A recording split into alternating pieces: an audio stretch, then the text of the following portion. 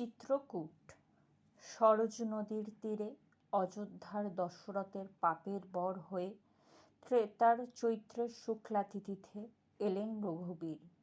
গাত্র যেন তার বর্ষার বাড়ির ভরা মেঘবরণ, শীতলতা যেন এমন শরৎকালের শিশির ভেজা ভোর। পদ্মর ন্যায় দুই নয়ন তার, ঠিক যেন ব্রহ্মাণ্ডের লুপ্তপ্রায় নীলকান্তমণি।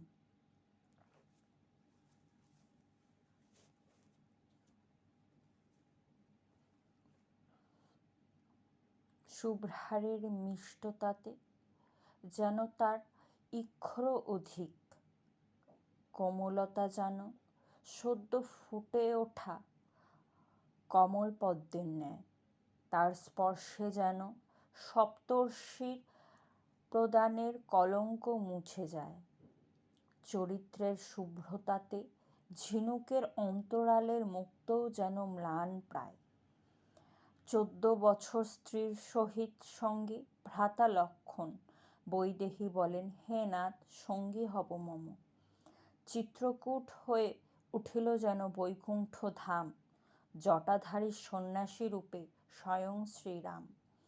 ত্যাগী যোগী রঘুবীর ঠিক যেন কৈলাসের কৈলাসপতি, অর্থ রাজত্ব দান করে স্বয়ং লক্ষ্মীপতি। ভরত যেন পাদুকা নিয়ে তপস্যারত রাজা, শূর্পণখা কামুতার অগ্নিতে ভস্মীভূত হয়ে বাদ গেল তার নসিকা। দশানন হরণ করেন স্বয়ং জগদম্বারে, পবনপুত্র সহায়তায় করেন রঘুবীর।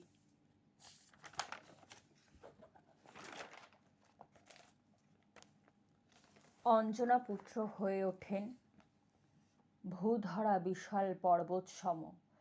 সৈকত পার হয়ে অগ্নিদেবের আহ্বানে দগ্ধ হল লঙ্কা সম সমস্ত পাপ নগরী।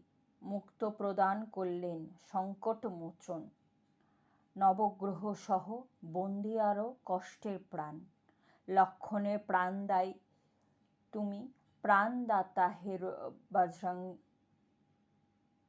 রাম বাণে নিহত হল দশানন রাবণ। জয় যেন মুক্ত হল রাবণের দেহ হতে। বললেন, হে প্রভু, আর মাত্র একটি জন্ম মোর, তারপরই যাব বৈকুণ্ঠ মোর। শেষ দর্শনে যেন রাম গদাধরই গদাধর, সংকটমোচন মারতি যেন স্বয়ং গঙ্গাধর।